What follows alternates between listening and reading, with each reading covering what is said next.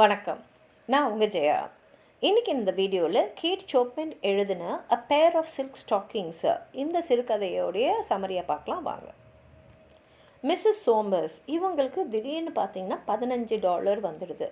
அவங்களுக்கு அது எப்படி கிடச்சதுன்னெலாம் கதையில் சொல்லலை. ஆனால் $15ன்றது ரொம்ப பெரிய அமௌண்ட்டு. அதாவது அந்த டைமுக்கு $15 ரொம்ப பெரிய அமௌண்ட்டு.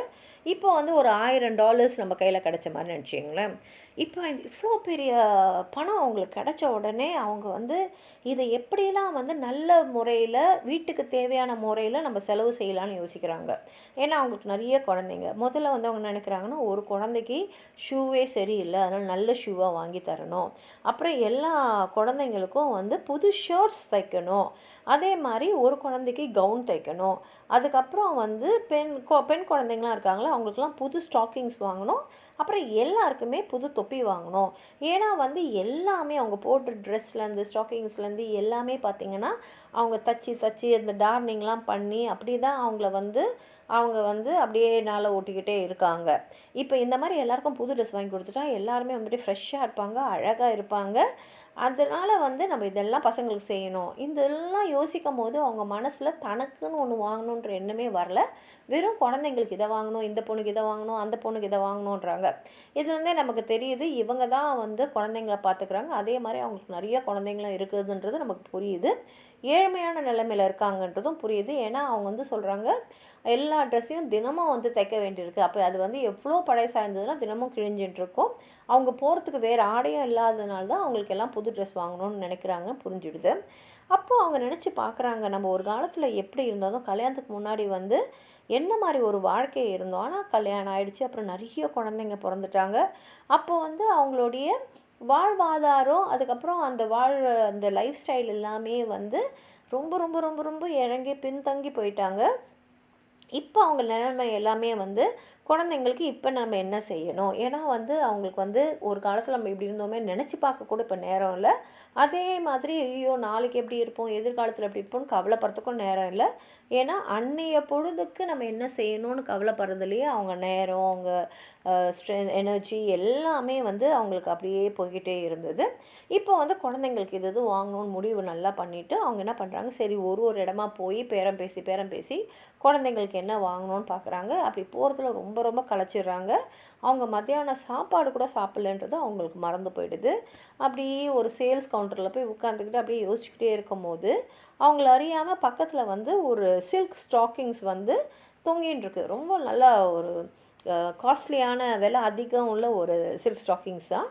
அவங்கள அறியாமல் அதை அப்படியே அவங்க தொட்டு தடவிங்கன்னே இருந்திருக்காங்க. அப்புறம் ஏதோ ஒரு நினைவு திரும்பி இருந்துட்டு பார்க்கும்போது அந்த சில்க் ஸ்டாக்கிங்ஸோடைய அந்த தொடு உணர்வு இருக்கு இல்லையா, அதுவே அவங்க ரொம்ப நல்லாயிருக்கு. பார்த்தா அதுக்கு கொஞ்சம் விலை அதிகம் இருக்கிறது தான். ஆனால் இப்போ சேல்ஸில் போட்டதுனால $2 கீழே வந்து இருக்குது.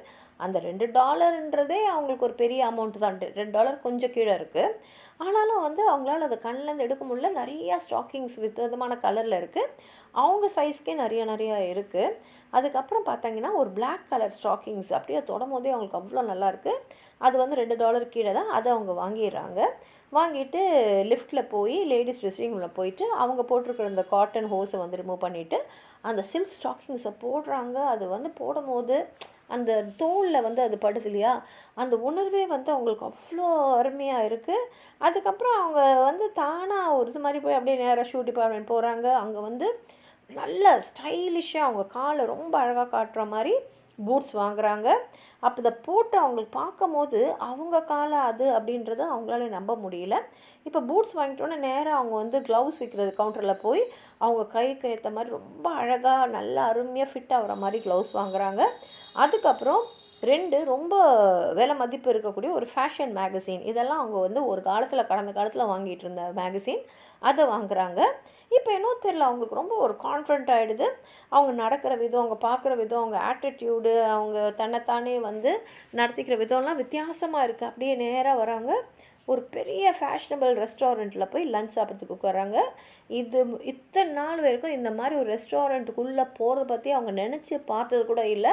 ஏன்னா உள்ளே போனால் எவ்வளோ விலை இருக்குமோ, நமக்கு அவ்வளோ பணம்லாம் எங்கே அப்படின்றது தான் அவங்க மனசில் எப்போதுமே இருக்கும். ஆனால் இப்போ என்னோ தெரியல அப்படியே வந்து அந்த இதெல்லாம் போட்டுக்கு நேராக அப்படி போகிறாங்க. உள்ளே போன உடனே அந்த டேபிள், அந்த கிறிஸ்டலாக இருக்கக்கூடியது, எக்ஸ்பென்சிவ் டேபிள் கிளாத்ஸ்லாம் பார்த்து ரொம்ப பிடிச்சிடுச்சு. அவங்க நல்ல காஸ்ட்லியான ஒரு மீல்ஸ், நல்ல oyster, salad, meat, dessert, wine, coffee இதெல்லாம் ஆர்டர் பண்ணுறாங்க. அந்த 2 மேகசின் வாங்கினாங்களே அதை படிச்சுக்கிட்டே வந்து அந்த சாப்பாடு அவ்வளோ என்ஜாய் பண்ணி இது எல்லாம் எண்ணி தான், இந்த நேரம் எண்ணி தான், இதுதான் என் வாழ்க்கைன்ற மாதிரி அதை சாப்பிட்றாங்க. சாப்பிட்டு முடிச்சிட்டோடனே அந்த வெயிட்ரு வராருலே, அவருக்கு நல்ல தாராளமாகவே டிப்ஸ் தராங்க. அந்த வெயிட்டருக்கு வந்து ரொம்ப சந்தோஷம் இவ்வளோ டிப்ஸ் வாங்கினதில். ஒரு மகாராணிக்கு, அதுவும் வந்து ஒரு ராயல் ஃபேமிலியிலேருந்து வந்த ஒரு இளவரசிக்கு எப்படி வந்து அப்படியே வணங்கி வந்து ஒரு பவ் பண்ணுவோமோ அந்த மாதிரி இவருக்கு வந்து இவங்களுக்கு பண்ணுறாங்க. அவங்க ரொம்ப சந்தோஷமாக இருக்குது. வெளியில் வராங்க, ஒரு மேட்னி போஸ்டரை பார்க்குறாங்க, உள்ளே போகிறாங்க, அந்த ட்ராமாவை பார்க்குறாங்க. ஒவ்வொரு விஷயத்தையும் அப்படியே ரசித்து அது பாராட்டி அந்த ஸ்டேஜு, அந்த ஆக்டர்ஸு எல்லாமே அந்த ஆடியன்ஸோடு சேர்ந்து அப்படியே மெய் மறந்து அதை பார்த்துக்கிட்டே இருக்காங்க, அனுபவிக்கிறாங்க அந்த நேரத்தை. அந்த ட்ராமா முடியும் போது ஒரு கனவு வந்து முடிஞ்சு வர மாதிரி இருக்குது. அப்புறம் வெளியில் வராங்க, வெயிட் பண்ணுறாங்க. எதுக்கு வெயிட் பண்ணுறாங்கன்னா, அவங்க வீட்டுக்கு எடுத்துன்னு போகிறதுக்காக அவங்க கேபிள் காரை வந்து புக் பண்ணியிருக்காங்க. அதுக்கு வெயிட் பண்ணுறாங்க. காரில் ஏறி உட்காந்த உடனே அந்த காரை ஓட்டுறவர் வந்து இவங்க முகத்தில் இருக்கிற எக்ஸ்ப்ரெஷன் பார்த்து அவருக்கு ஒரு மாதிரி இருக்குது. என்னடா என்ன அப்படின்னு. ஏன்னா நமக்கு தான் தெரியும் அவங்க மனசில் என்ன இருக்குன்னு. ஏன்னா அவங்க மனசில் என்ன இருக்குன்னா, இந்த கார் நிற்கவே கூடாது, இப்படி போய்கிட்டே இருக்கணும். ஏன்னா இந்த ஒரு கொஞ்ச நேரம் வாழ்ந்தாங்களே அந்த வாழ்க்கை, அந்த மாதிரி ஒரு வாழ்க்கையை அவங்க இது வரைக்கும் ரொம்ப ரொம்ப ரொம்ப ரொம்ப ரொம்ப வருஷமாக வாழ்ந்ததே இல்லை, அதுக்கு முன்னாடியே வாழ்ந்ததில்லை. ஆனால் இந்த தருணம் வந்து அவங்க வேறு எதுவுமே யோசிக்கல, தன்னை பற்றி மட்டுமே இந்த யோசித்த கொஞ்சம் தருணங்கள் இது. அந்த வாழ்ந்த வாழ்க்கை இது. அந்த $15 அவங்களுக்கு எப்படி வந்ததுன்னு தெரியல. ஆனால் அந்த $15 அந்த செலவு பண்ணி தனக்குன்னு செலவு பண்ணிட்டு அதை அனுபவிக்கும் போது தான் அவங்க இந்த நேரம் அப்படியே இருந்துடாதா, நான் இப்படியே இந்த வாழ்க்கையை வாழ்ந்துட மாட்டேனா அப்படின்ற ஒரு எண்ணம், இது முடியக்கூடாதே அப்படின்ற ஒரு பதப்பதப்பு தான் அவங்க முகத்தில் வந்து தெரிஞ்சிருக்கு. ஏன்னா அவங்களுக்கு நல்லா தெரியும், இந்த கார்லேருந்து இறங்கி அவங்க வீட்டுக்குள்ளே போயிட்டாங்கன்னா அவங்க வாழ்க்கை எப்படி இருக்கும், திரும்பி அன்றாட போராட்டங்கள் எப்படி இருக்கும்ன்றது அவங்களுக்கு தெரியுது. இந்த நேரம் முடியக்கூடாதுன்றது ஏக்கத்தோடையே இந்த கதை வந்து முடிச்சிருக்காங்க. உங்களுக்கு ஏதாவது சொல்லணும்னு நினச்சிங்கன்னா கீழே இருக்கிற கமெண்ட் பாக்ஸில் எழுதுங்க. இந்த வீடியோ லைக் பண்ணுங்கள், உங்கள் ஃப்ரெண்ட்ஸோடு ஷேர் பண்ணுங்கள். சப்ஸ்கிரைப் பண்ணாதவங்களாம் ப்ளீஸ் சப்ஸ்கிரைப் பண்ணி சப்போர்ட் பண்ணுங்கள். நன்றி.